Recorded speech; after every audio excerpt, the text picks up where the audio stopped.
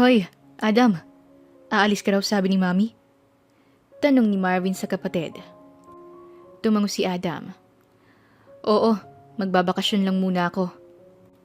At saan ka naman magbabakasyon? Kunot noong tanong ni Marvin. Naalala mo yung lupa na binili ko sa probinsya, yung malapit sa dagat? Okay na yung bahay na pinatayo ko doon, kaya doon muna ako titira saglit. Siguro kahit ilang buwan. Sagot ni Adam habang nag-iimpake. Ha? Paano si Mitch? Suko ka na ba sa kanya? Bumuntong hininga si Adam sabay tango. Oo, wala eh. Hindi talaga akong gusto niya. Ang gusto niya sa lalaki ay bad boy at maangas daw ang dating. Ayaw niya sa good boy na kagaya ko. Boring daw, walang thrill. Asar na tumawa si Marvin. Wow naman, kapal ng mukha, akala mo naman napakaganda. Tapos kapag niloko siya ng bad boy na gusto niya, hahanap-hanap siya ng good boy. Sira din ang tuktok ng babaeng yun eh. Tama lang na sumuko ka na sa babaeng yun.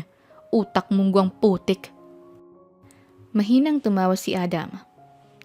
Hayaan mo na siya. Wala na rin akong pakialam sa kanya. Nagmukha lang akong tanga sa kanya. Basta, maglilibang muna ako dun sa dagat. Araw-araw akong maliligo kahit masunog pa ang balat ko. Tinawanan na lang siya ni Marvin at saka tumulong na rin sa pag-asikaso ng gamit niya. At matapos makapaghakot ng gamit ni Adam, dumiretso alis na rin siya. Sa totoo lang, medyo naiinggit siya sa kapatid niyang si Sandro dahil may sarili na itong pamilya at masaya silang namumuhay. Hindi kagaya niya na hanggang ngayon ay hindi pa rin dumadating sa buhay niyang babaeng mamahalin niya ng totoo. Ilang oras din ang naging biyahe ni Adam. Naabutan niyang nagwawali sa tapat ng bahay niya si Aling Helen na siyang pinagkakatiwalaan niya sa bahay. Malapit lang ang bahay ni Aling Helen sa bahay ni Adam. Nandito ka na pala, Adam. Nilinis ko na ang loob ng bahay mo. Maayos na yan. Nagwalis lang ako sa labas dahil lang daming tuyong dahon na nagkalat.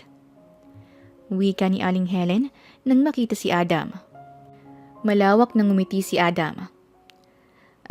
Sige po. Maraming salamat, Aling Helen. May pasalubong po pala ako sa inyo. Kukunin ko lang po saglit sa bag ko. Wika ni Adam bago pumasok sa kanyang bahay. Matapos niyang maibigay kay Aling Helen ang pasalubong niya, nagpahinga muna saglit si Adam dahil napagod siya sa biyahe. Nakaidlip siya at hapon na nang magising. Nagluto siya ng makakain niya at pagkatapos, naisipan niya magtungo sa dagat. Kakaunti lang ang mga tao. At kalimitan sa mga ito ay magkasintahan o pamilya. Napakamot ng ulo si Adam dahil siya lang ang mag-isang naliligo sa dagat ng walang partner. Hay nako, kailan kaya darating ang dawan ko? Bulong ni Adam sa kanyang sarili bago umahon sa tubig. Malungkot siyang umuwi sa kanyang bahay. May kalakihan din ang bahay niya. Nilibot niya ang paningin niya sa loob noon. Hays, nakakalungkot din pala talagang mag-isa. Wika niya sa kanyang sarili.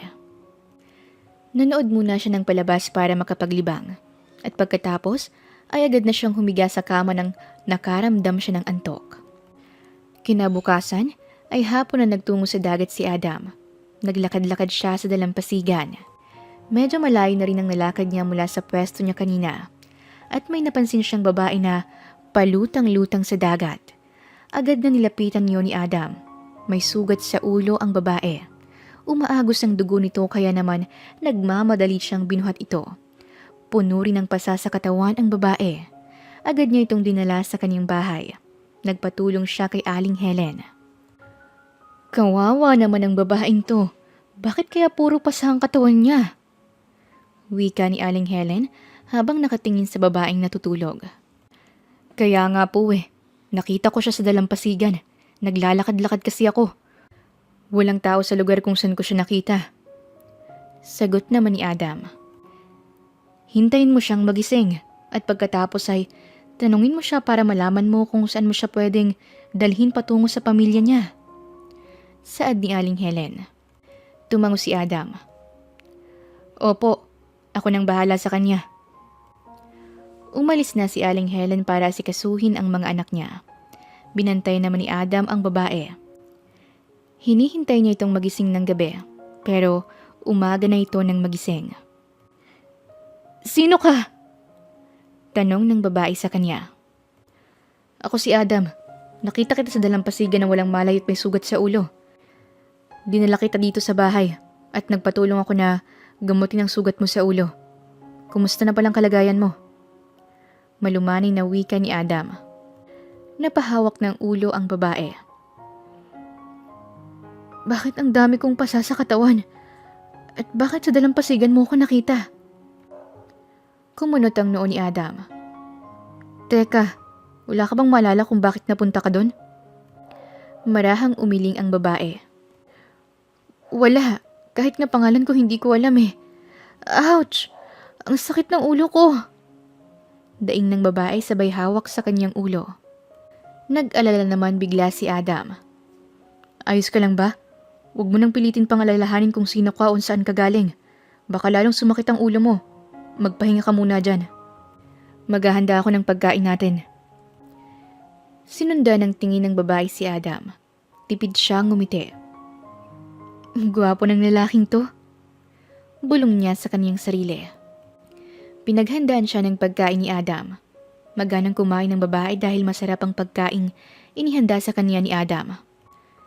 Dahil hindi mo maalala ang pangalan mo, pwede bang itawag ko na lang sa'yo ay Tisay? Kasi maputi ka. Tisay kumbaga. Kaya ayun ang naisip kong itawag sa'yo. Ayos lang ba? Tanong ni Adam sa babae. Ngumiti ito. Okay, sige. Ayos lang sa akin. Mabuti naman kung ganon. Ako naman si Adam. Huwag kang mahihiya sa akin. Kahit anong gusto mo ay pwede mong sabihin sa akin para may bigay ko sa'yo. At saka pwede kang manatili dito hanggat gusto mo dahil sa akin naman ang bahay na to. At ako lang nakatira dito. Wika ni Adam sabay ngiti. Malawak na ngumiti si Tisay at saka nagpatuloy na sa pagkain. Sinabay na rin siya ni Adam kumain. Ewan ba ni Tisay sa kanyang sarili pero magaan na kaagad ang loob niya kay Adam na nararamdaman niyang mabuting tao ito. Sumunod na araw, maagang nagising si Adam para maghanda ng almusal nila. Medyo nawala ang lungkot ni Adam dahil may makakasama na siya. May makakausap na siya. Good morning.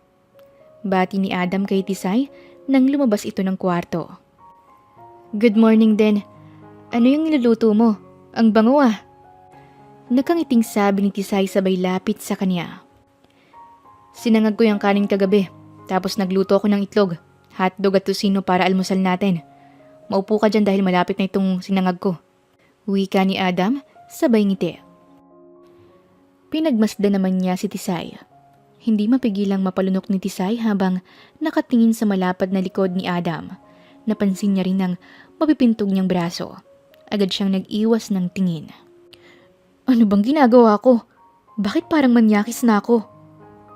Bulong ni Tisay sa kaniyang sarili. Inayos ni Adam ang pagkain nila. Nakangiti sila habang nagkakatinginan. Bakit ka nakangiti? Tanong sa kanya ni Tisay. Napakamot ng ulo si Adam na tila ba nahihiya. Wala lang. Masay lang ako. Ngumisi si Tisay. At bakit ka naman masaya? Siyempre, may kasabay na akong kumain. May kasama na ako sa bahay. Ang lungkot pala kasi talaga kapag mag-isa.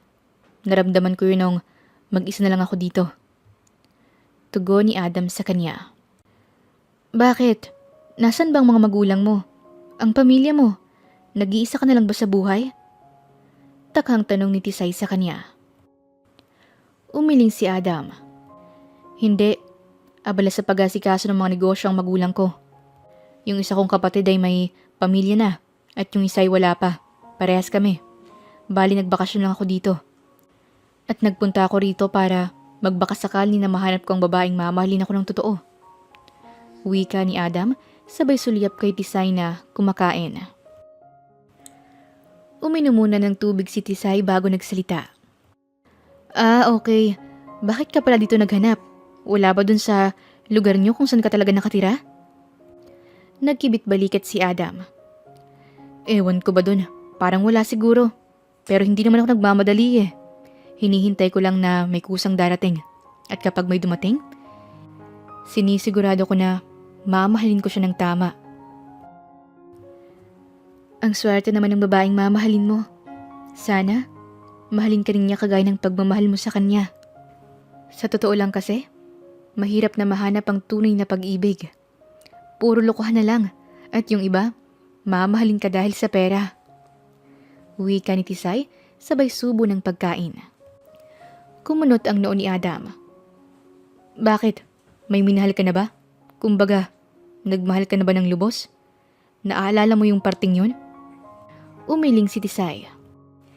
Hindi ko alam eh. Wala akong maalala. Ewan ko rin kung bakit nasasabi ko yan. Sambit ni Tisay sabay tawa. Naiiling na natawa si Adam. Loko, sige na. Kumain ka ng marami at magpakabusog ka. Nagkaroon ng buhay ang bahay ni Adam sa pagdating ni Tisay. At kaagad din siyang nagkagusto sa babae. Pero hindi niya ito sinasabi. Ayaw niya kasing mapag-isipan siya ng masama ni Tisay. Ayos ka lang ba? Bakit parang hindi ka mapakali? Tanong ni Tisay sa kanya sabay lapit. Agad namang umusod si Adam. Tila kasi napapaso siya sa tuwing magdidikit ang kanilang balat. Ano? Wala, okay lang ako. Wika ni Adam sabay kamot ng ulo. Kumunot ang noo ni Tisay. Talaga lang ha? Bakit parang umiiwas ka sa akin? Napalunok si Adam. Kasi medyo masakit yung ulo, na parang lalagdatin yata ako. Ayoko lang na mahawahan kita. Wika ni Adam sabay iwas ng tingin. Ngumiti si Tisay. Hin lang naman pala hindi ako mahahawa niyan. Huwag ka naman masyadong OA. Wika ni Tisay sabay lapit sa kanya.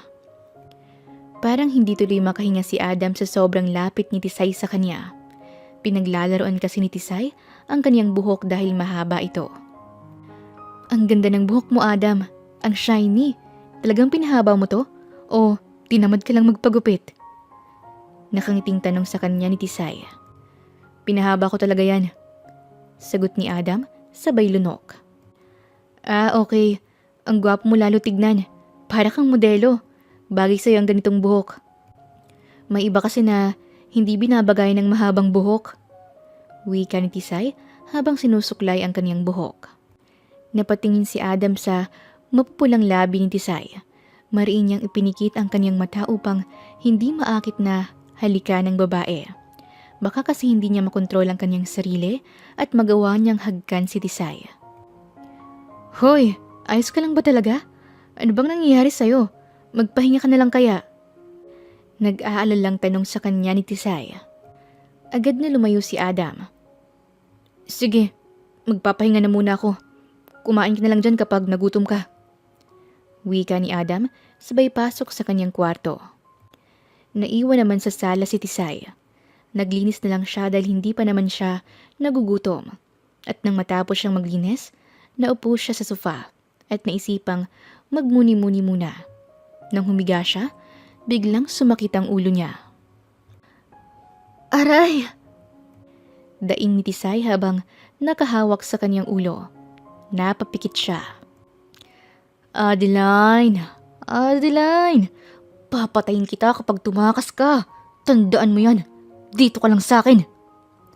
Sigaw ng isang lalaki sa kanyang isip. Pinagpapawisan si Tisay at saka minulat niya ang kanyang mga mata. Sino yun? Bakit naririnig ko siya sa isip ko? Nahihintakutang wika ni Tisay sa kaniyang sarili. Napagpasya niyang manood at nang makaramdam siya ng antok, tuloy na siyang natulog sa sofa. At dahil wala ng mama mo, ikaw na lang ang gagalawin ko. Sigaw ng lalaki kay Adeline. Wag po! Papa! Wag! Anak mo ko! Huwag mong gawin sa akin to! Umiiyak na sigaw ni Adeline sabay takbo. Pero tila wala na sa katinuan ang kaniyang ama dahil sa droga. Hindi na niya alam ang kaniyang ginagawa. Agad na sumakay sa bangka si Adeline ngunit nakasunod sa kaniya ang kaniyang ama. At walang kung ano-ano'y binato niya ng mabigat na bagay sa ulo si Adeline. Hinihingal na gumising si Tisay. Sobrang bilis ng tibok ng kaniyang puso. Napatingin siya sa oras. Hapon na. pinunasan niyang butil-butil niyang pawis sa kaniyang muka. Bakit ganun ang panaginip ko? Bakit ako hinahabol ng lalaki? At bakit Adeline ang tawag niya sa akin? Yun ba ang pangalan ko? Sunod-sunod na tanong ni Adeline sa kaniyang sarili. Mabilis na tumayo si Tisay at saka nagtungo sa kusina. Uminom siya ng malamig na tubig para mahimasmasan. Hinawakan niya ang kaniyang kanang dibdib. Halos madinig na niya ang pintig ng kaniyang puso. Ano bang nangyari sa akin noon? Bago ako makita ni Adam. Naguguluhan niyang tanong sa sarili. Tisay. Napatingin siya kay Adam na kagigising lang. Oh Adam, gising ka na pala. Magmerienda ka na. Sambit ni Tisay sabay ngiti ng matamis. Ikaw ba, nagmerienda na? Anong ginagawa mo dyan? Tanong ni Adam sa kanya sabay lapit. Umiinom lang ako ng tubig. Kagigising ko lang din kasi. Nauho ako bigla kaya uminom ako. Saad ni Tisay, sabay ngiti. Tumangot-tango si Adam. Okay sige. Sabay na tayong magmerienda. Halika na. Yaya sa kanya ni Adam. Kinagabihan ay lumabas silang dalawa upang bumili ng ihaw sa hindi kalayuan. Natakam kasi bigla sa inihaw si Adam. Ang sweet niyo namang tingnan. Mag-asawa na ba kayo o magkasintahan? Wika ng Ali na nagtitinda ng inihaw. Nagkatinginan sina Adam at Tisay, sabay ngiti. Magkasintahan pa lang po kami. Medyo matagal na rin po kaming nagsasama. Wika ni Adam, sabay tingin kay Tisay. Nanlaki naman ang mata ni Tisay sa kaniyang sinabi. Kinindatan lang siya ni Adam. Ganun ba? Pero mukhang nasa hustong gulang na kayong dalawa. Bakit ayaw niyo pang magpakasal at magkaanak? Mas masaya kapag may anak na kayo. Wika pa ng Ale. Mahinang tumawa si Adam. Siguro, tsaka na po. Gusto po muna naming sulitin ang mga araw at oras na kaming dalawa pa lang. At tsaka dapat may sapat na kaming ipon kung sakaling magpaplano kaming bumuo ng pamilya. Tumangutango ang Ale. Sa bagay tama ka. Hindi basta-bastang magkaroon ng anak. Magastos, lalo na sa gatas at diaper. Tumawa na lang si Adam. At nang maluto ang inihaw na kanilang binili, ay agad na silang naglakad pa uwi. Bakit mo sinabi yun? Baka isipin nila na magkasintahan talaga tayo. Sambit ni Tisay, sabay tawa. Hayaan mo na, kaysa naman sabihin kong magkaibigan lang tayo. Mas marami pa yung masasabi at matatanong. Magtatanong pa yan kung bakit nakatira ka sa bahay ko. Wala namang namamagitan sa atin. Wika naman ni Adam. Ngumuso si Tisay. Sa bagay tama ka. Okay na rin pala yun. Matapos nilang kumaing dalawa, nagsipasukan na sila sa kanya-kanya nilang kwarto. Hindi makatulog si Tisay dahil iniisip pa rin niyang napanaginipan niya. Samantalang si Adam naman ay hindi maiwasang kiligin sa sinabi niya kanina, para siyang batang nagtatalon sa kama.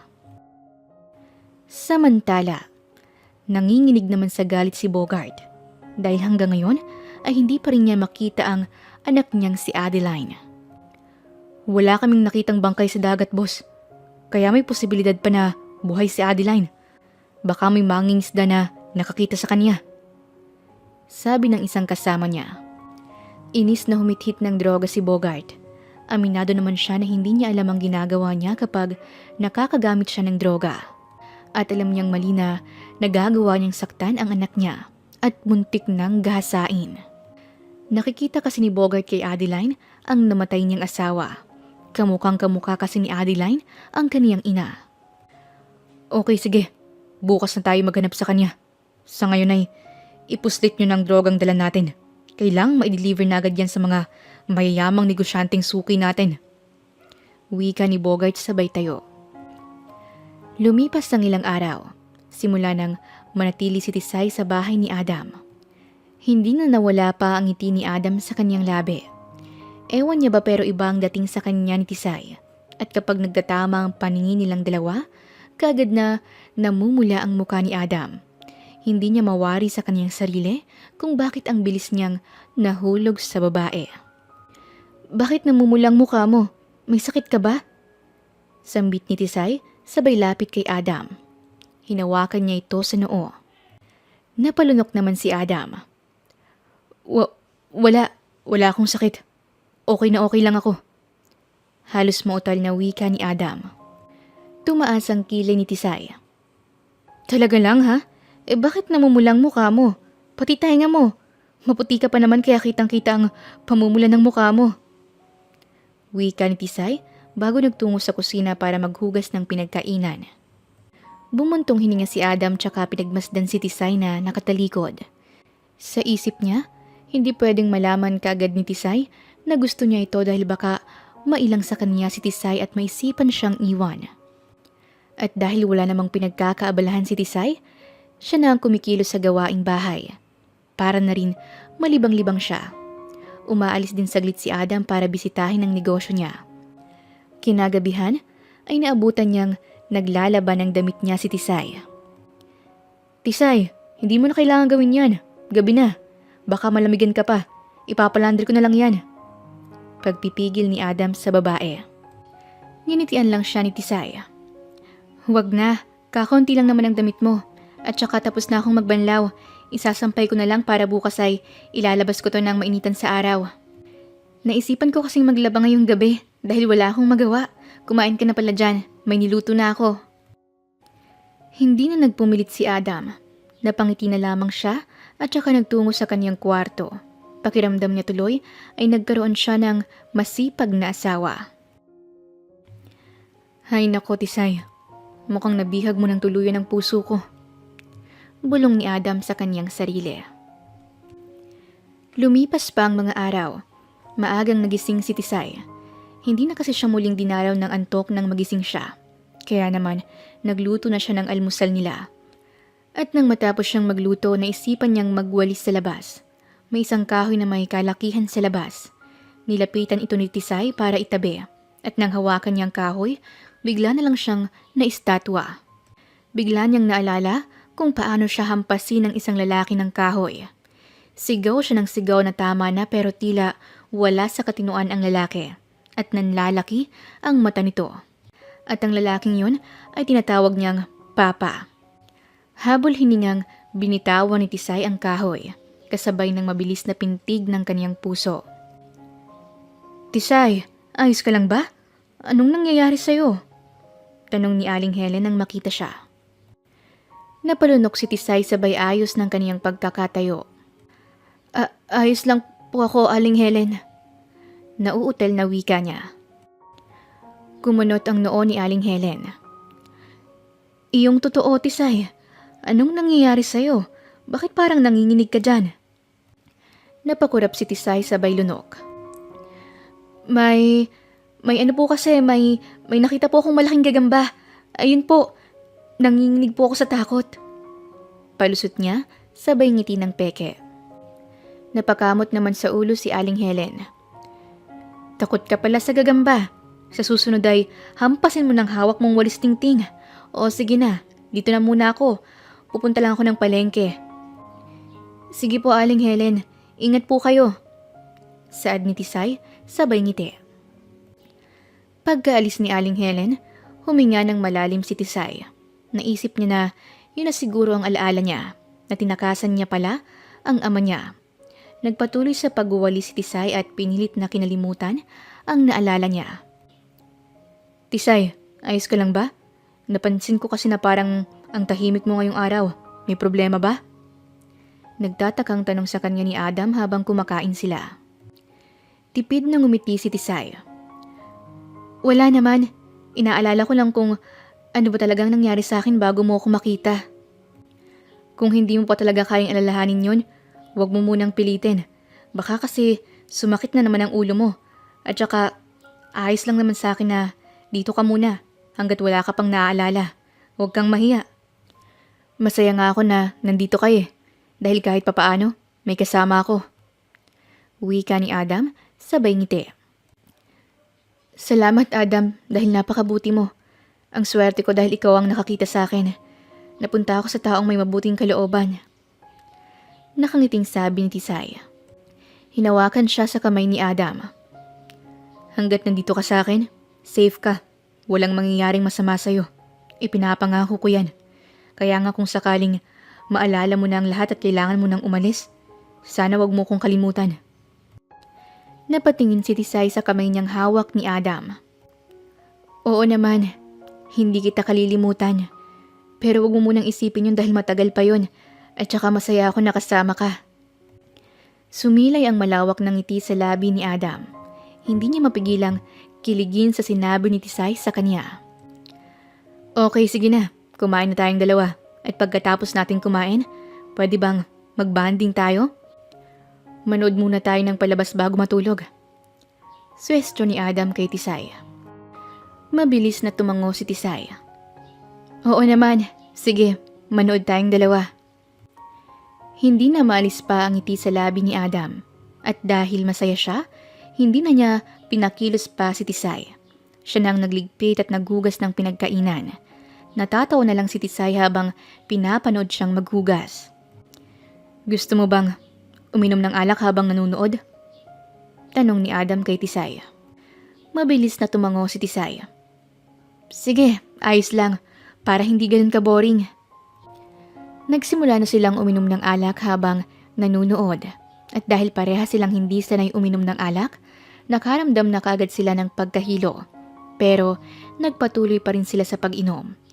Nahihilo namang humiga sa hita ni Adam si Tisay. Pahiga muna ako. Nahihilo na ako eh. Wika ni Tisay, sabay ngiti. Mapupungay ang kanyang mga matang nakatingin kay Adam. Napalunok si Adam kasabay ng pag-init ng kanyang katawan dahil nagdikit na naman ang kanilang balat. Oh, bakit ganyan ka kung makatingin sa akin? Nagagandahan ka ba sa akin? Wika ni Tisay, sabay tawa. Maganda ka naman talaga, Tisay. Unang kita ko pa lang sa'yo, gandang-ganda na ako. Agad na sagot ni Adam.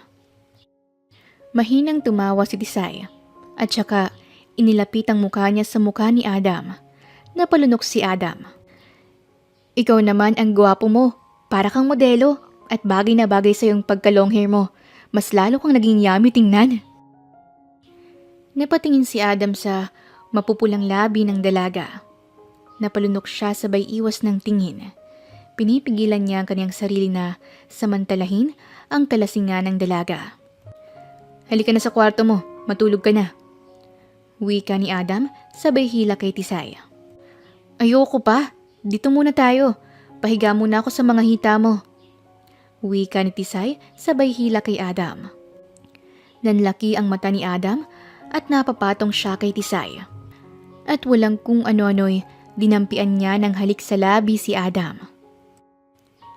Para yan sa pagiging mabait mo sa akin. Wika ni Tisay, sabay ngiti. Dahil doon ay hindi na nakapagpigil pa si Adam. Siniil niya ng halik si Tisay at pinagsaluhan nila ang mainit na gabi. Kinabukasan, nagising si Tisay sa tabi ni Adam. Nanlaki ang mata niya. Kapwa sila walang saplot na nagkasyang mahiga sa sofa. Agad na bumangon si Tisay at saka pinulot ang kaniyang mga damit. Pumasok siya sa loob ng kaniyang kwarto. Napahawak siya sa kaniyang dibdib na malakas ang tibok. Napangiti si Tisay. Hindi niya pinagsisisihan kung ano man ang naganap sa kanila ni Adam. Ilang oras ang pinalipas ni Tisay bago siya lumabas sa kaniyang kwarto. Naaamoy niya ang mabangong niluluto sa kusina. Nang magtama ang paningin nila ni Adam, agad na nag-iwas ng tingin ng lalaki sa kanya. Kumain ka na, Tisay. Nauutal na wika ni Adam nang hindi makatingin sa kanya.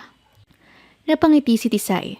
Sigurado siyang naiilang sa kanya si Adam dahil sa nangyari sa kanila kagabi. Pinaghandaan ni Adam si Tisay ng pagkain at pagkatapos ay naupo ito sa sala. Kumunot ang noo ni Tisay. Bakit ka nandyan? Hindi ka ba kakain? Napatingin sa kanya si Adam. Mamaya na lang pagkatapos mo. Sambit nito sabay tingin sa ibang direksyon. Nanliit ang mata ni Tisay. Di hindi na rin muna ako kakain. Hindi mo pala ako sasabayan eh.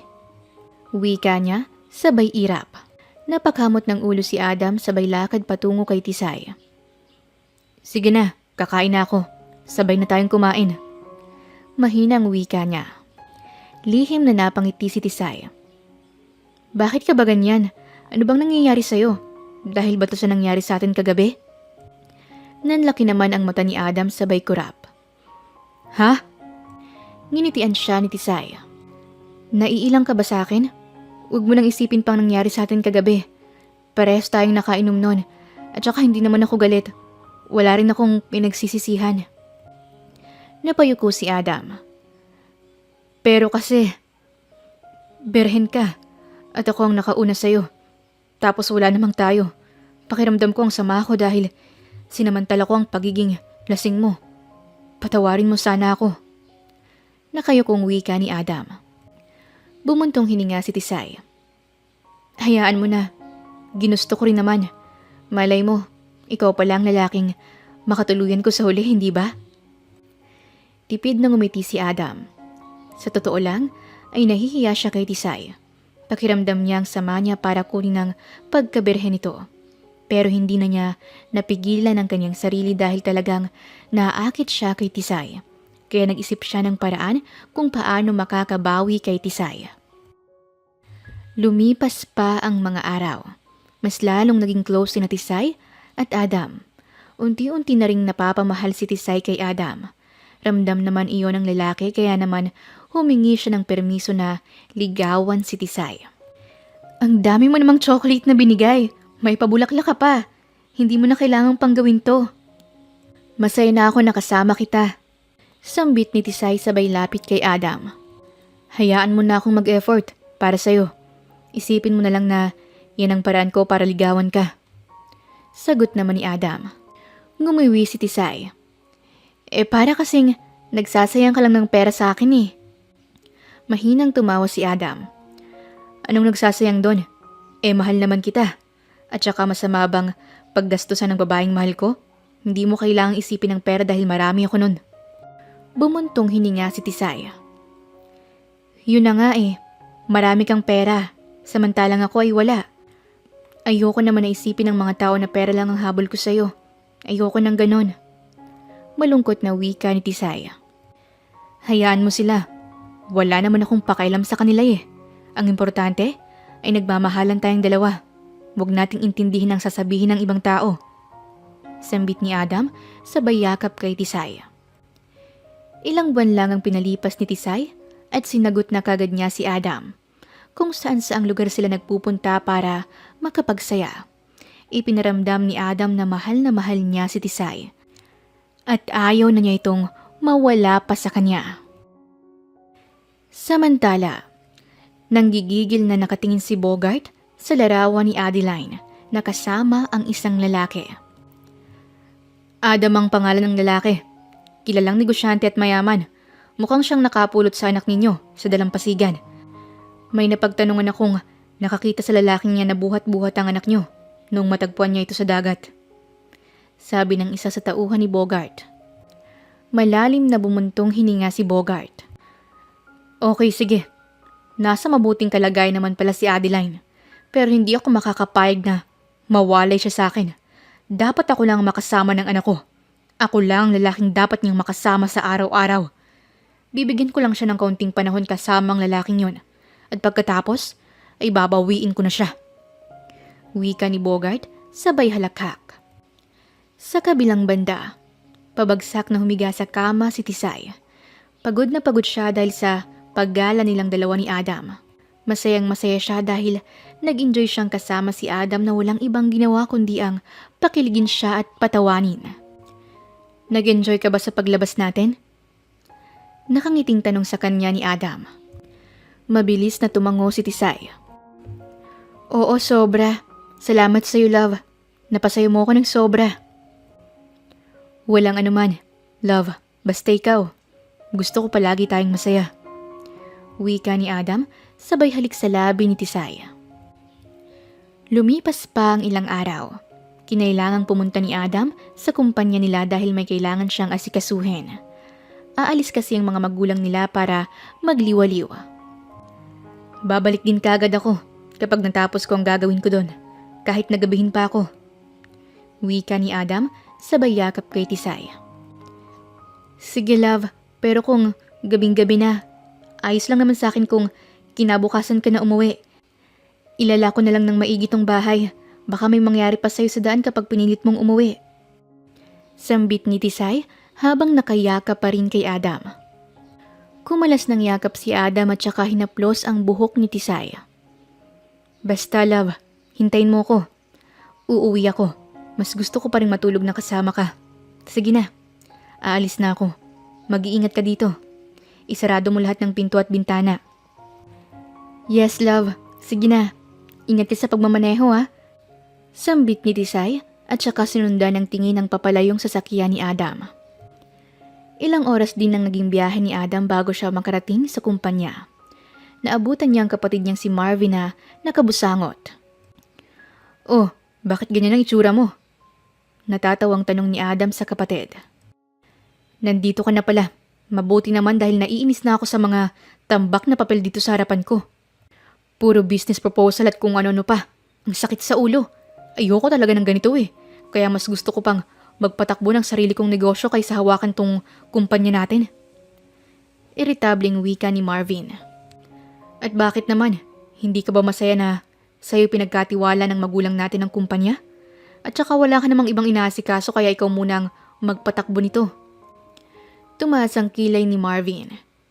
Eh ikaw, wala ka rin namang ibang inaasikaso ah. Ikaw na lang kayang magpatakbo nito. Para na rin marami kang pera. May sarili naman akong negosyo. Okay na ako dun. Umiling si Adam. Manahimik ka. Ikaw ang inutusan nila mami at daddy. At saka, mainasikaso na ako. Nahanap ko ng babaeng pakakasalan ko. Ngumisi si Marvin. Kaya pala wala ka ng balak bumalik dito. At sino naman ang babaeng yan? Tumawa si Adam. Secret muna. Tsaka ko nalang sasabihin. Sige na, tuturuan na kita kung paano mag-manage dito para hindi ka na mairita. Kailangan mong matuto dahil ikaw ang magmamana nitong kumpanya. Hindi ko naman gustong manahin to. Napakamot na lang ng ulo si Marvin. Nagsimula namang turuan siya ng kaniyang kapatid.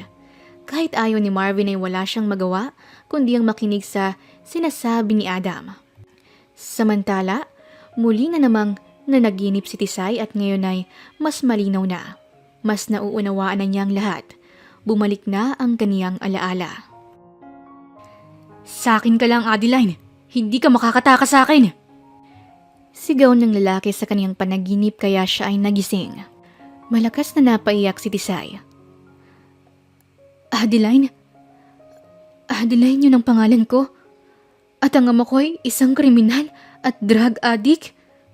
Bulong niya sa kaniyang sarili. Napatingin sa oras si Adeline. Hinihintay niya na lumipas ng mabilis ang oras para makauwi na si Adam. Adam, umuwi ka na please.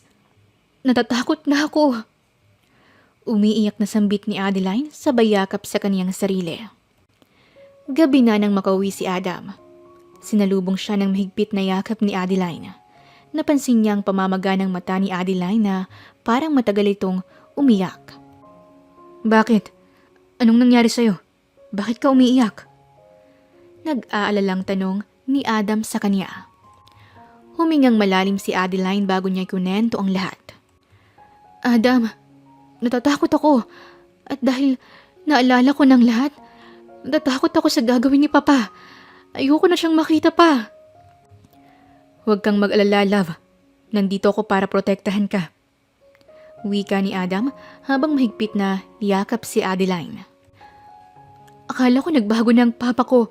Simula nang mamatay ang mami ko, naging hayok na siya sa droga. At alam kong isa siya sa salarin sa pagpatay sa isang negosyante. At muntik niya pa akong gasain dahil wala na siya sa tamang pag-iisip. Hindi na siya ang papa ko. Nilamon na ng droga ang utak niya. Umiiyak na sambit ni Adeline. Huwag kang mag-alala. Nandito lang ako para protektahan ka. Hindi ako papayag na makalapit pa ang lalaking yun sa'yo. Walang iya siya. Hindi siya makakalapit sa'yo dahil akong makakalaban niya. Kahit pa siya ang ama mo. Mariing sabi ni Adam sabay buntong hininga. Ilang linggong lumipas ay bumalik na sa Maynila si Adam kasama si Adeline. Doon na sila mananatili dahil baka malaman pa ng ama ni Adeline kung nasaan sila. Paano pala ang buhay mo sa probinsya? Tanong ni Adeline habang nasa biyahe sila. Ibebenta ko na lang yun. Maigi nang malayo tayo sa tatay mo. Mabuti na lang at bumalik agad ang alaala mo bago pa niya nalaman kung nasan ka. Malapit lang pala sa bahay kong tinitirhan niyo. Sambit ni Adam habang nagmamaneho. Oo, at sana palagi kang mag-iingat, Adam. Malakas kasi ang kutob ko na alam na ng papa ko na ikaw ang kasama ko. May mga koneksyon kasi siya at tauhan. Malamang kumikilos na ang mga yon. Kinakabahang sabi ni Adeline. Wala akong pakialam sa kanila. Hindi ako natatakot sa tatay mo. Handa kitang ipaglaban ng patayan, Adeline. Tandaan mo yan. Mariing wika ni Adam. Hindi naman mapigilang maiyak ni Adeline. Hinihiling niya na sana ay mahuli na ang kanyang ama at makulong na para pagbayaran nito ang lahat ng kasalanan niya at mapanatag na rin ang loob ni Adeline. Samantala, galit na itinapon ni Bogart ang bote ng alak sa pader. Kailan pa sila umalis sa bahay na yon? Sigaw niya sa tauhan niya. May linggo na rin daw at nabili na kagad ang bahay na yon ayon sa mga napagtanungan namin. Sagot ng tauhan ni Bogart. Buisit, humanda sa akin ng lalaking yun. Wala siyang karapatan na ilayo sa akin ang anak ko. Papatayin ko siya. Gigil na wika ni Bogart sabay suntok sa pader. Anong plano mo, boss? Mayaman palang lalaking yun at kilalang tao. Anong balak mong gawin? Ngumisi si Bogart. Wala akong pakialam sa kanya kung mayaman siya o kilala. Hindi naman niya ako kilala at madali lang siyang patayin. Sa kabilang banda, namangha si Adeline sa ganda ng condo unit ni Adam. Ang ganda naman ng condo mo. Ganito pala ang condo? Sa amin kasi walang ganito eh. Di ba medyo malayo kami sa bayan? Wika ni Adeline. Bahala ka kung anong gusto mong gawin dito. Huwag kang mahiya. Sabi ni Adam, sabay ngiti. Nanlaki ang mata ni Adeline nang makita niyang TV. Ang laki naman ng TV mo. Parang nasasinihan na rin ako kapag manunood. Mahinang tumawa si Adam. May gusto ka bang panoorin? Manood ka muna dyan. May asikasuhin lang ako saglit. Hinayaan muna ni Adam na manood si Adeline at pagkatapos ay kinuha niyang cellphone niya upang tawagan ng matalik niyang kaibigan na si JB. JB, anong balita sa tatay ni Adeline? Si Bogart Bueno. Anong nalaman mo tungkol sa kanya? Tanong ni Adam sa kaibigan na kausap sa cellphone. Isang kriminal nga ito. May 2 tao na itong napatay dahil sa alitan sa droga. Pero magaling magtagong lalaking yon kaya hindi pa rin nahanap ng pulis. At isa siya sa malakas magbenta ng droga. Mga mayamang negosyanteng sinusuplayan niya. Ingat ka rin, Adam. Baka mamaya bigla ka nalang bumulagta dyan. Wika ni JB mula sa kabilang linya. Oo naman, mag-iingat ako. Huwag kang mag-alala. Magbabayad ang hayop na yun sa mga kasalanan niya. Para tuloy nagkaroon ng trauma sa kanya si Adeline. Galit na wika ni Adam. Malamang, dahil nakakatakot talagang mga ganyang klaseng tao. Lalo na't tatay niya pa ito. Basta Adam, mag-iingat kayong dalawa. Dapat palagi mong bantayan si Adeline dahil sigurado akong hinahanap na ni Bogart. Oo, salamat sa paalala. Ibinaba na ni Adam ang tawag. Tumingin siya kay Adeline na masayang nanunood. Nakuyom niya ang kaniyang kamao dahil naisip niya bigla si Bogart. Huwag kang mag-alala, Adeline. Akong bahalang promotekta sa'yo mula sa ama mong hayop. Bulong ni Adam sa kaniyang sarili. Lumipas pa ang ilang buwan. Naging tahimik naman ang pagsasama nila Adam at Adeline. At ang nakakatuwa lang dito ay buntis na si Adeline. Yes! Magiging daddy na ako! Masayang sabi ni Adam sabay buhat kay Adeline. Natatawa naman itong yumakap kay Adam. Hoy! Baka mabitawan mo ako Marahang ibinaba ni Adam si Adeline. At dahil buntis ka na, kailangan na nating magpakasal. Nanlaki naman ang mata ni Adeline. Talagang kasal agad? Tumango si Adam. Oo, bakit? Ayaw mo ba? Ngumiti si Adeline. Hindi naman sa ganon pero Ayoko muna ng bongga. Papayag ako magpakasal sa'yo kahit civil wedding muna. At kapag okay ng lahat, kumbaga panatag na ako dahil mahuhuli na si Papa, doon na tayo magpakasal ng bongga. Mabilis namang tumango si Adam. Okay, sige. Okay yan sa akin. Aasikasuhin ko na ang magiging requirements natin. Pati papeles mo, ako na rin ang mag-aayos. Kukuha na lang tayo ng mga bago mong record. Agad na nag-asikaso si Adam para sa kasal nilang dalawa ni Adeline. Inabot din ng ilang araw ang pag-asikaso ng mga papeles nilang dalawa. At pagkatapos ay ikinasal na silang dalawa. Civil wedding. 1 buwan pa lang ang tiyan ni Adeline, kaya hindi pa ito ganun kahalata. Love, may asikasuhin lang muna ako saglit sa kumpanya namin. Pasaway kasi ang kapatid kong si Marvin. Wika ni Adam habang nagbibihis. Okay, sige lang, love. Ayos lang naman ako dito. Manood na lang ako ng mga palabas at pagkatapos ay magpapahinga. Tugon naman ni Adeline. Niyakap ni Adam si Adeline. Okay, sige. Babalik din ako kaagad. Saglit lang ako doon. Sige na, umalis ka na. Baka hinihintay ka na ng kapatid mo. Wika ni Adeline sabay kalas ng yakap kay Adam. Isinara kaagad ni Adeline ang pinto nang makaalis si Adam. Agad namang nagtungo si Adam sa parking lot at saka sumakay sa kaniyang kotse. At habang nagmamaneho siya, bigla na lamang may humintong sasakyan sa kaniyang harapan. Buisit, bakit dito pa sa harapan ko to huminto? Inis na wika ni Adam, sabay busina. Pero hindi umalis ang sasakyan. May lumabas na 2 lalaki at naglakad patungo sa sasakyan ni Adam. At nagulat siya nang tutukan siya ng baril ng isang lalaki. Sumama ka sa amin kung ayaw mong mamatay. Wika ng lalaki habang nakatutok sa tagiliran ni Adam ang baril. Nagpatianod naman si Adam at saka pumasok sa sasakyan ng 2 lalaki. Kalmado lang siya at pasimpleng sumusulyap sa 2 lalaki. Pasimple niyang isinuksok ang cellphone niya sa loob ng kanyang brief para maitago ito. Mahaba ang kanilang biyahe. Dinala siya ng mga lalaki sa isang abandonadong gusali. Boss, nandito na si Adam. Wika ng lalaki habang nakatutok ang baril kay Adam. Humarap ang lalaki. Napalunok si Adam. Kamusta, Adam? Nasaan ang anak kong si Adeline? Nasa maayos na kalagayan ba siya? Nakangising wika ni Bogart. Matalim na tinitigan ni Adam si Bogart. Hayop ka? Ikaw palang halimaw na ama ni Adeline. Napakasama mo. Pagbabayaran mo ang mga kasalanan mo. Humalakhak si Bogart. Talaga lang, ha? Masyado kaya lang nag-enjoy sa anak ko kaya ganyan ka kung makapagsalita sa akin.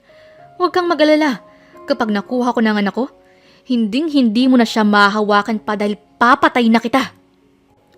Hayop ka, napakasama mo! Galit na sigaw ni Adam. Tinawanan lang siya ni Bogart.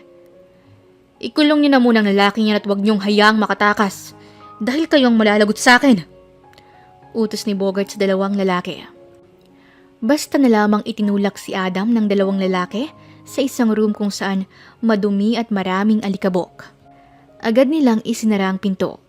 Kinuha ni Adam ang cellphone niya at saka kaagad na nag-message sa kaibigan niya. Nag-share din si Adam ng kaniyang location para malaman kung nasaan siya.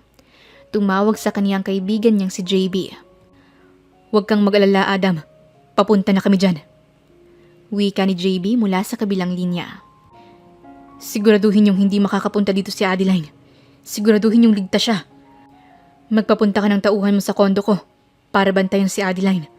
Buntis pa naman siya, kaya bawal siyang ma-stress.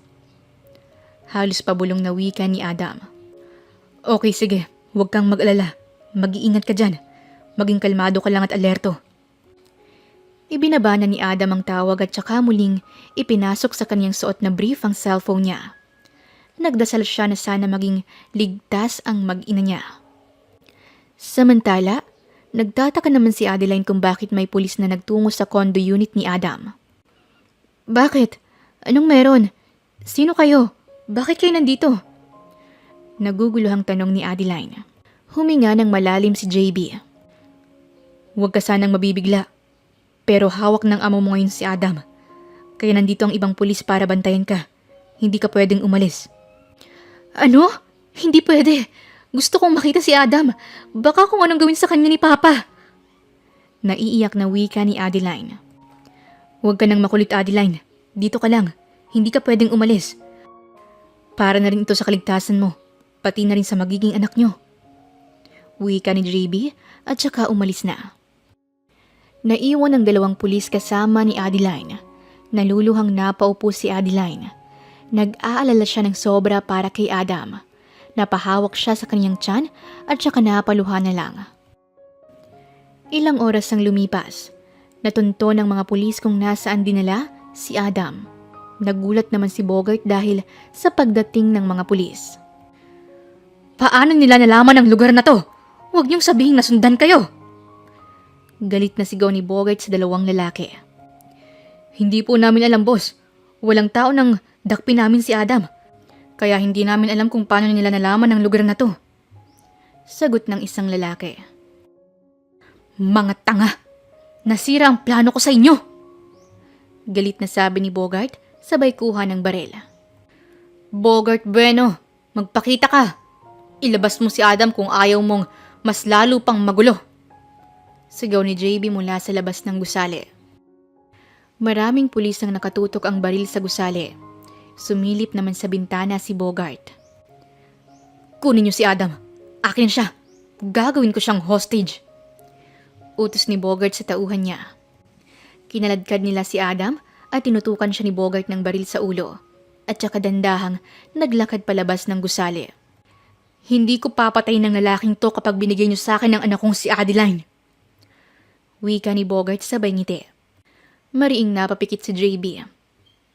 Hindi namin pwedeng gawin yon, Bogart. Dahil hindi ka mabuting ama sa anak mo. At ayaw ko niyang makita pa. Kaya hindi na siya pwedeng sumama pa sa'yo. Saad ni JB. Humalakhak naman si Bogart. Kung ganun pala, pasasabugin ko na lang ang utak ng lalaking to. Sigaw ni Bogart sabay diin ang baril sa ulo ni Adam. Hindi maiwasang matakot ni Adam. Pero pilit niyang tinatanggap na kung ano man ang mangyari, na kung mamatay man siya ngayon, ayos lang, basta ligtas ang kaniyang mag-ina. Nakuyong ni JB ang kamao niya. Hindi niya maiwasang matakot dahil baka makalabit ni Bogart ang gatilyo at mapatay ang matalik niyang kaibigan. Ano? Hindi niyo ilalabas ang anak ko? Talagang hahayaan niyo nang mamatay ang lalaking to? Muling sigaw ni Bogart kasabay ng panlalaki ng kaniyang mga mata. Mabilis na umiling si Adam. JB, wag. Wag mong papupuntahin dito si Adeline. Mas gugustuhin ko pang mamatay kaysa makasama niya ang halimaw niyang ama. Sigaw ni Adam sa kaibigan. At talagang may sinasabi ka pa, ha? Sigaw ni Bogart sabay suntok sa mukha ni Adam. Mariing napapikit si JB. Kinausap niya ang mga pulis para sa isang plano. At pagkatapos ay tinawagan niya ang pulis na kasama ni Adeline para papuntahin ito. I'm sorry, Adam. Pero ayaw kong mapahama ka. Sambit ni JB. Naiiyak na umiling si Adam. Please, JB. Wag. Nagmamakaawa ako. Wag mo siyang papuntahin dito. Wag mo kong intindihin. Napayuko naman si JB. Medyo delikado ang plano niya pero umaasa pa rin siya na gagana ito. Huwag mong sasaktan ang kaibigan ko. Pinapapunta ko na dito ang anak mo. Sigaw ni JB. Tumawa si Bogart. Magaling! Madali ka naman palang kausap eh. Naiiyak na ikinuyom ni Adam ang kaniyang kamao. Hindi niya mapapatawad ang kaniyang sarili kapag may nangyaring masama sa kaniyang mag-ina. At ilang oras ang lumipas. Dumating na si Adeline. Napaiyak siya nang makita si Adam na hawak ng papa niya. Adeline, please, umalis ka na dito.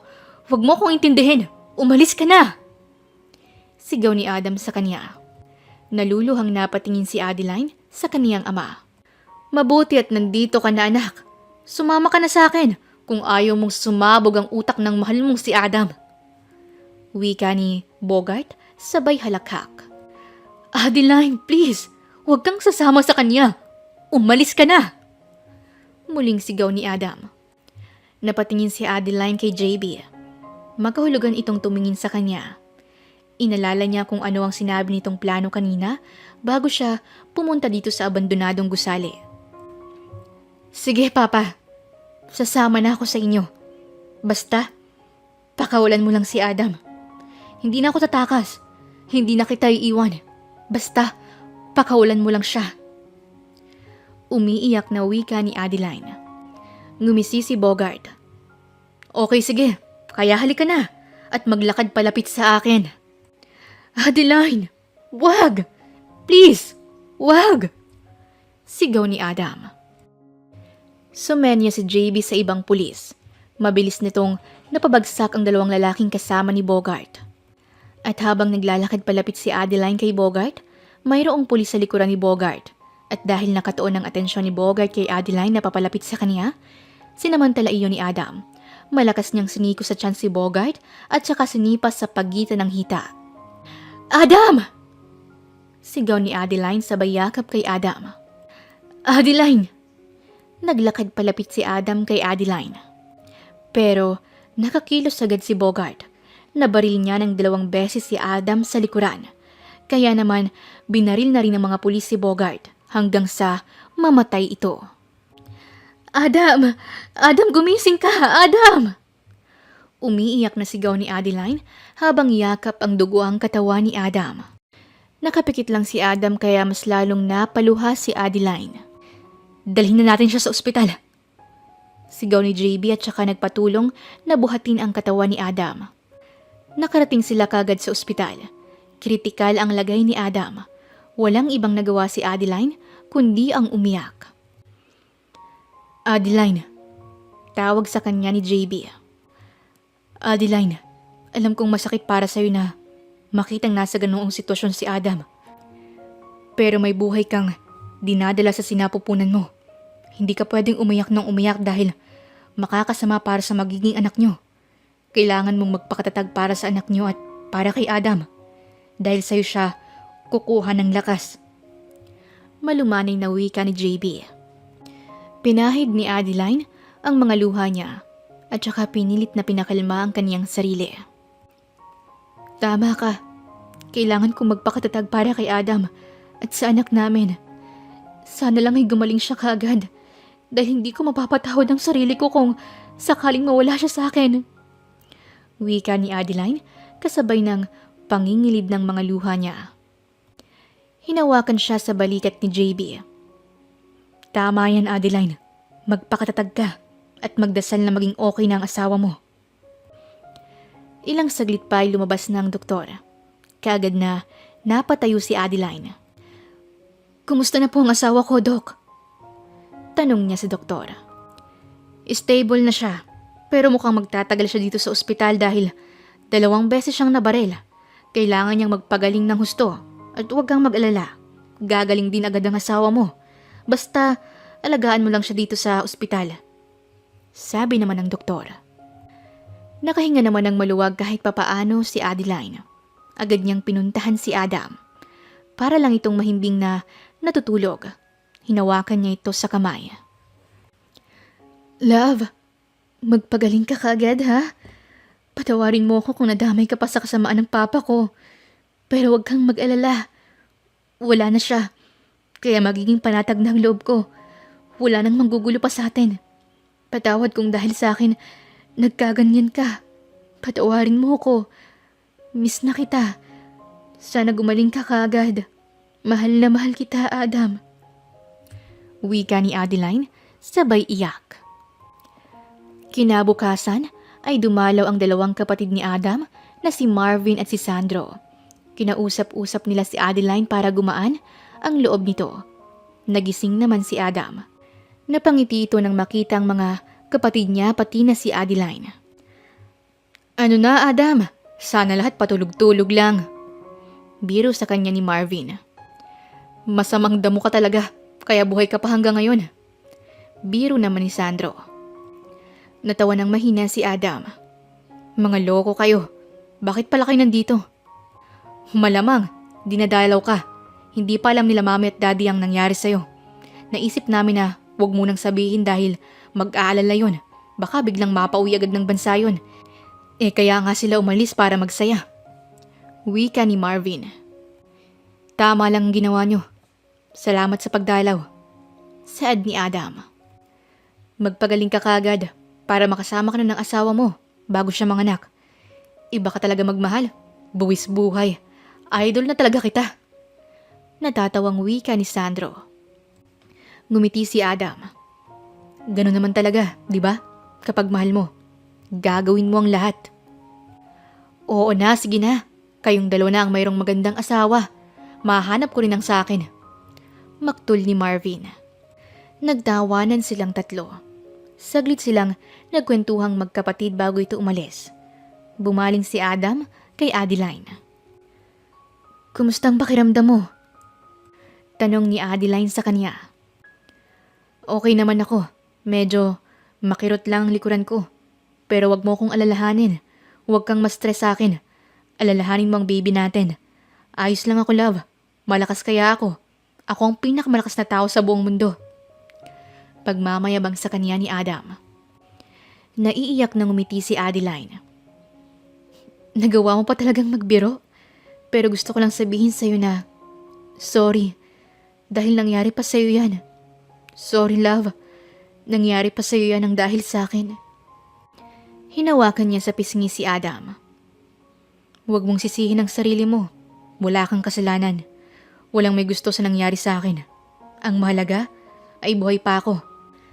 At magpapagaling lang ako para magkasama na talaga tayo ng tuluyan.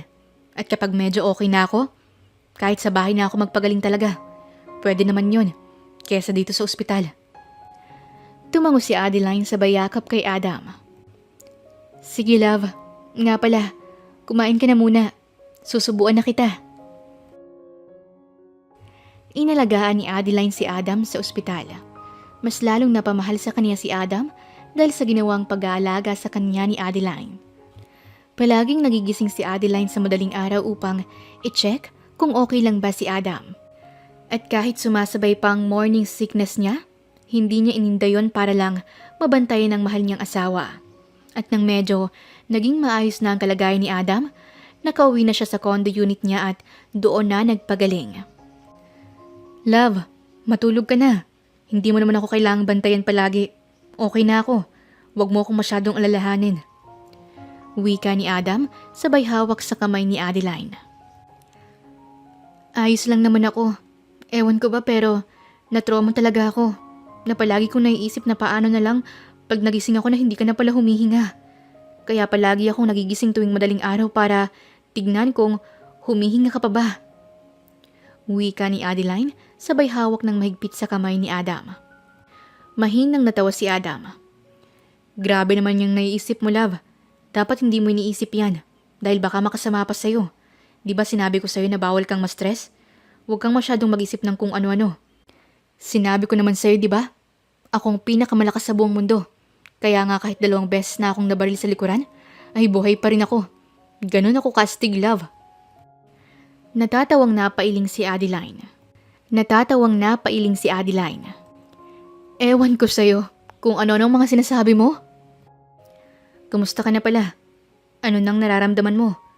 Nasusuka ka pa rin ba? Umiling si Adeline. Hindi na. 4 na buwan ang tiyan ko kaya medyo okay na ako. Nawala na ang pagsusuka ko at pagkamaselan sa pagkain. Naging normal na ulit. Sagot ni Adeline. Mabuti naman kung ganon. Halika nga dito sa tabi ko. Gusto kong matulog ng hawak ang kamay mo. Tulog muna tayo saglit, love. Wika ni Adam sabay higit kay Adeline. Agad namang tumabi si Adeline sa kaniyang asawa. Magkatabi silang natulog dalawa. Mahimbing na nakatulog si Adeline dahil wala siyang iniisip na kung ano-ano. Lumipas pa ang ilang buwan ay naging magaling na ng tuluyan si Adam. Siya na ngayon ang nag-aalaga kay Adeline dahil malapit na itong manganak. Love! Malakas na sigaw ni Adeline. Nagmamadali namang nagtungo si Adam sa kwarto. Bakit? Anong nangyari? Napatingin si Adam sa basa na nasa paa ni Adeline. Pumutok na ang panubigan ko. Manganganak na ako. Ano? Nanlalaking matang wika ni Adam sabay buhat kay Adeline. Mabilis ang ginawa niyang pagmamaneho patungo sa ospital. Agad na dinala sa delivery room si Adeline. Napaupo si Adam sa isang tabi at todo dasal na makaraos ng ligtas ang kaniyang asawa. Lord, huwag niyo pong pababayaan ang mag-ina ko. Kayo na po ang bahala sa kanila. Makaraos po sana ng maayos ang asawa ko. Gabayan niyo po siya. Wika ni Adam habang magkasalop ang kaniyang mga palad.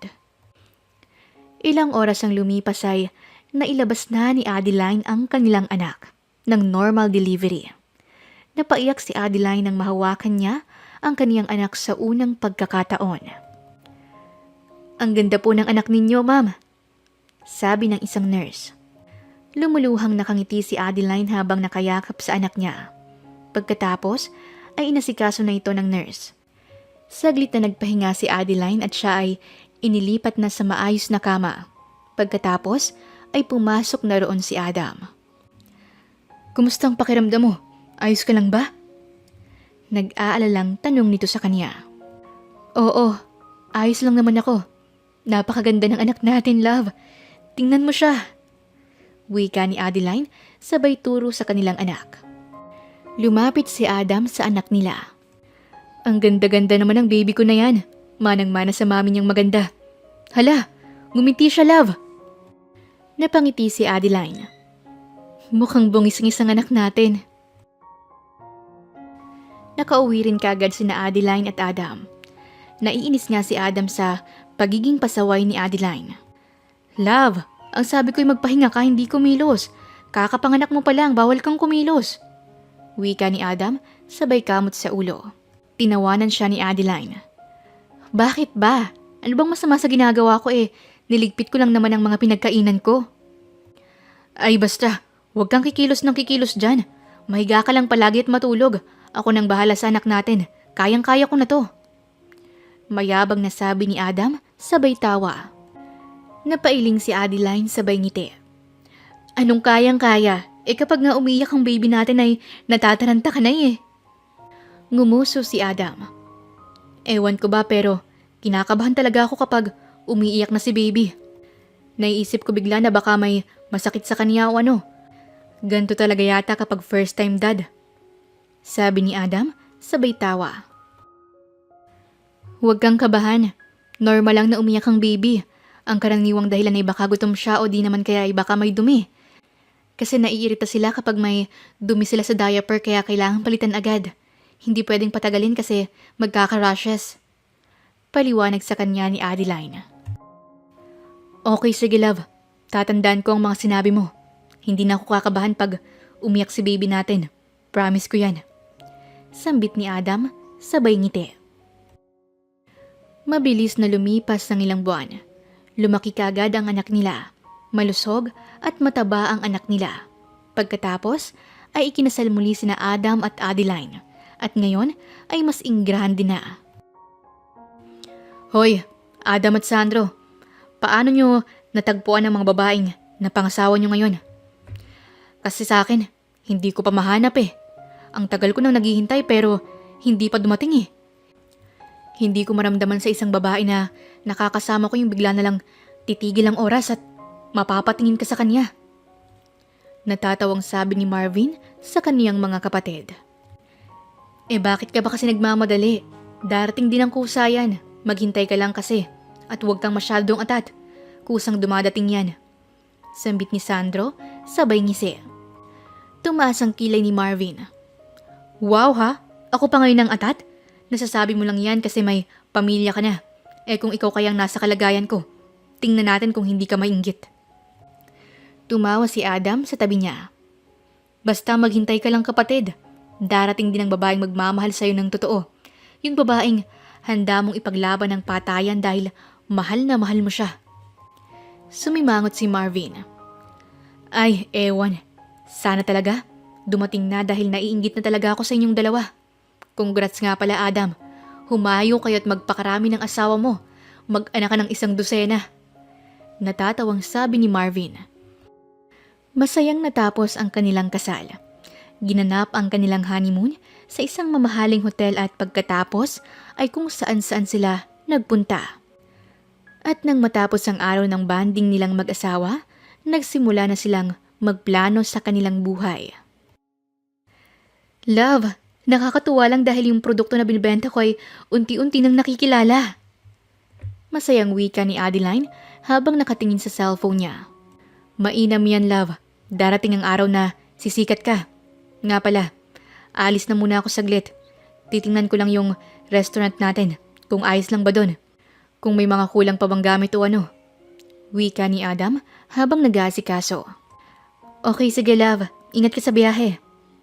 Sabi ni Adeline sabay halik sa labi ng kanyang asawa. Ang restaurant na itinayo ni Adam ay nakilala dahil sa masarap na putahing mayroon sila. Binabalik-balikan talaga ito ng mga tao. At dahil doon ay nagkaroon sila ng malaking kita. Ang produktong ibinebenta ni Adeline ay nakilala rin. At kahit na mayaman na sila, hindi sila palagastos.